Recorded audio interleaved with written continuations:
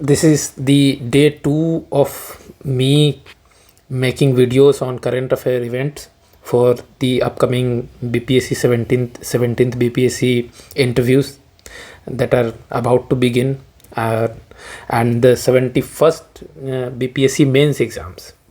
सो पहली वीडियो में कल हमने डिस्कस किया था जो एक्सिस बन रहा है पाकिस्तान, चाइना और बांग्लादेश के बीच, और उसका इंडिया पे क्या इम्पैक्ट पड़ेगा.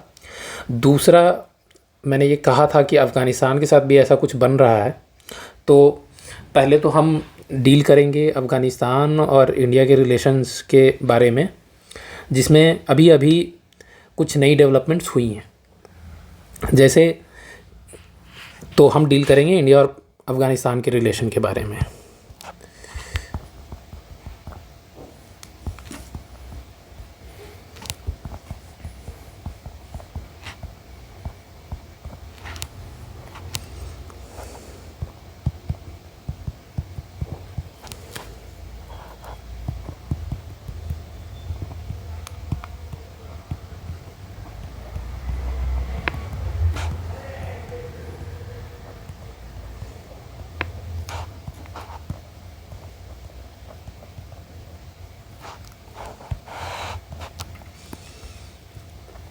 तो इसमें आप देखेंगे कि अभी अभी अक्टूबर के महीने में शायद अफ़गानिस्तान के जो फॉरेन मिनिस्टर थे, उनका नाम है आमिर ख़ान मुत्ताकी,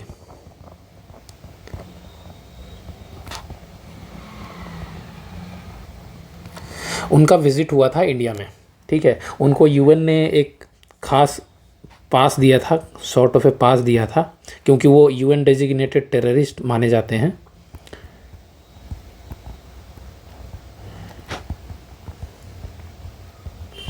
तो उनको एक one time exemption sort of thing दी गई थी ताकि वो विज़िट कर सकें.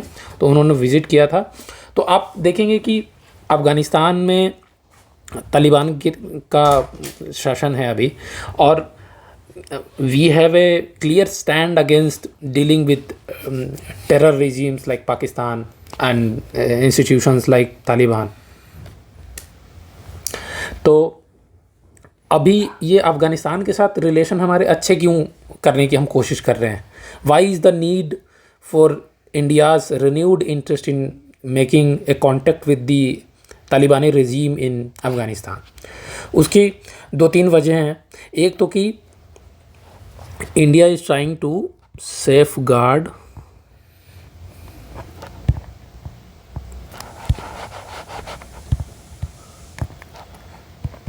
why the renewed interest in Afghanistan. ठीक है,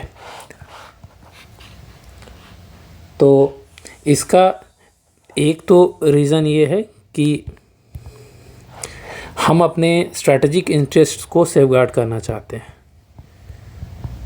सेफगार्डिंग आवर स्ट्रैटेजिक इंटरेस्ट्स, है कि नहीं? अब स्ट्रैटेजिक इंटरेस्ट्स का क्या मतलब हो गया? एक तो कि हम काउंटर टेरर करना चाहते हैं. अब टेरर को काउंटर कैसे करेंगे हम? एक तो कि अल-कायदा वहाँ पे है ना. उसके बाद आईएस खुरासान प्रोविंस का वहाँ पे थोड़ा सा हम काउंटर कर सकते हैं उसकी वजह से. एलईटी, लश्कर तैयबा, साथ ही साथ जैश मोहम्मद. तो ये टेरर आउटफिट्स हैं जो इंडिया के नॉर्थ में थोड़ा सा इनका वो है, और वो एक्सपोर्ट करते हैं टेरर को. तो अगर हम जो रेजीम है अफ़गानिस्तान में उनको कर लेते हैं अपनी तरफ, तो उसकी वजह से इनके अगेंस्ट हम थोड़ी सी सुरक्षा महसूस कर सकते हैं. क्योंकि जो अफ़गानिस्तानी रेजीम है उन्होंने ये प्रॉमिस किया है कि their territory will not be used by any terror outfit against India. तो एक तो ये हम इंश्योर कर रहे हैं। दूसरा है कि इंडिया हैज़ बिन मेकिंग, जैसे मैंने बोला था कि India has had a long standing development partnership with Afghanistan, and we have been developing schools and libraries and hospitals. Even the parliament building there has been constructed by India with our assistance. तो हम ये करते हैं। तो वहाँ पे total हमने मेरे ख्याल से 500 प्रोजेक्ट्स में 3 बिलियन का लगाया हुआ है पैसा, ठीक है। तो ये 2 वजहें हो गई। उसके साथ साथ आप देखेंगे कि जियोपॉलिटिकल बैलेंसिंग भी हो रही है अफ़गानिस्तान में।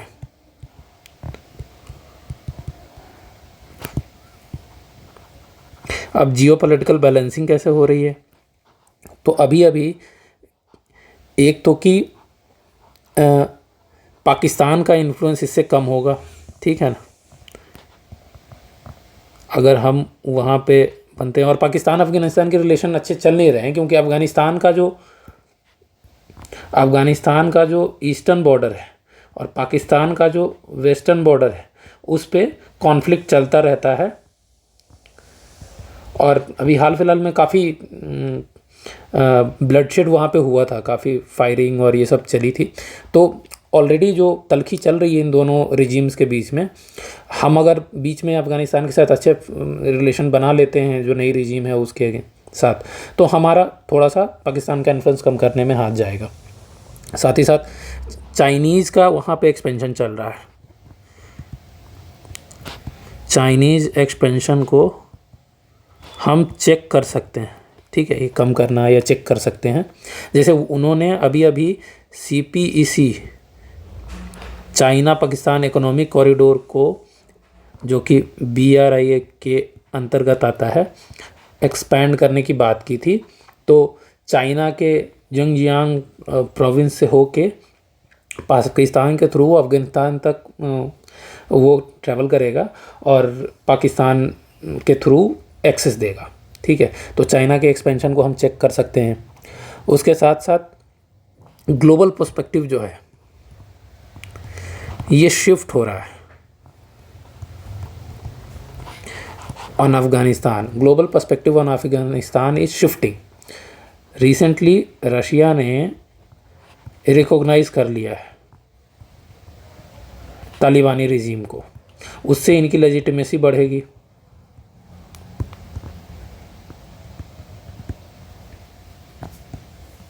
तो अब रशिया अगर रिकॉग्नाइज़ कर लेता है और इंडिया दूर रहता है, जबकि चाइना उस मिक्स में है, पाकिस्तान उस मिक्स में है, तो हमें भी उसमें अपने पत्ते फेंक देने चाहिए। साथ ही साथ आप देखेंगे कि US जो है उसने अभी विद्रोह तो कर लिया था, लेकिन US ने अभी वहाँ पे एक बागरम एयरबेस है, उस पर फिर से कब्ज़ा करने या उस पर फिर से अपना डिप्लॉयमेंट करने के लिए इंटरेस्ट दिखाया। ट्रंप ने बोला कि हम उसके लिए कुछ करेंगे।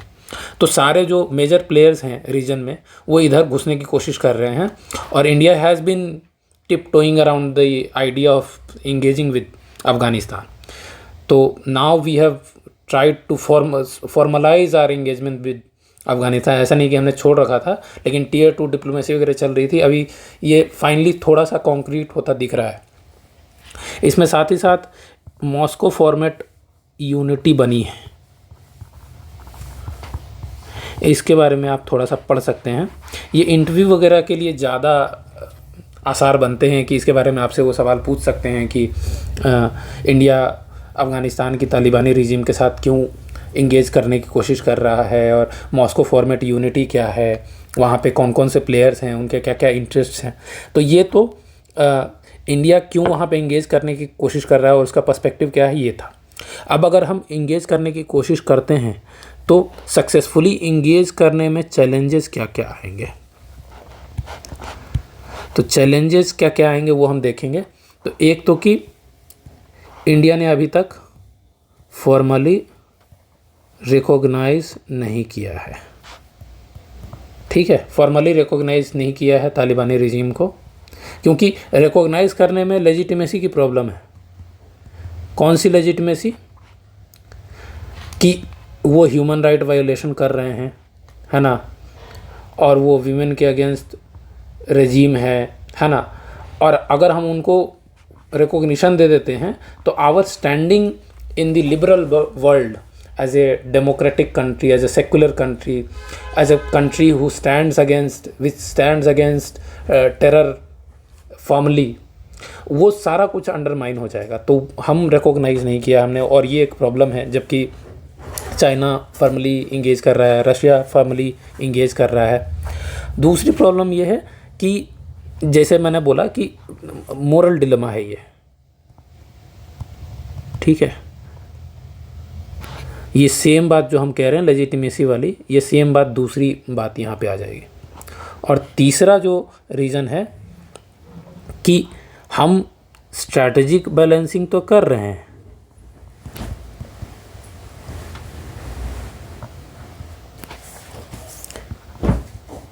लेकिन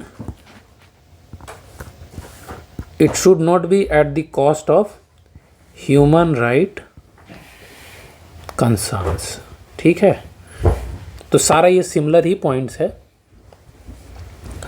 उसके बाद अब इसमें देखेंगे कि क्या क्या है। सेकुलर इंडिया हम समझे जाते हैं, उसके बाद हम वीमेन और एचआर को प्रमोट करते हैं, वहाँ पे सारा कुछ हमारा अंडरमाइन हो जाएगी, हम जो लेजिटिमेसी हमने गेन की है इतने सालों में। तो इसका कंक्लूजन क्या हो सकता है? वो कंक्लूजन क्या हो सकता है, हम क्यों कर रहे हैं, और हमने जो अभी पढ़ा उसको हम अगर नटशेल में बताना चाहें तो कंक्लूजन का मतलब ये होता है हम नटशेल में बताना चाहते हैं। तो India is trying to make a pragmatic shift away from, not away from, but it's prioritising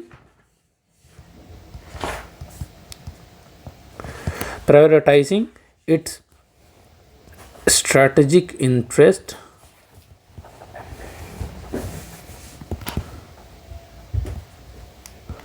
over ideological reservations, है कि नहीं। हमारे आइडियोलॉजिकल रिजर्वेशंस क्या थे कि एचआर वायोलेशन हो रहा है, ह्यूमन राइट्स के अगेंस्ट है, वीमेन के अगेंस्ट है ना, टेरर है। तो लेकिन वहाँ पे हम अपने इसको रियल पॉलिटिक बोलते हैं। तो इंडियन जो फॉरेन पॉलिसी है, it has become a foreign policy based more in real politics than in we used to take outright moral positions earlier.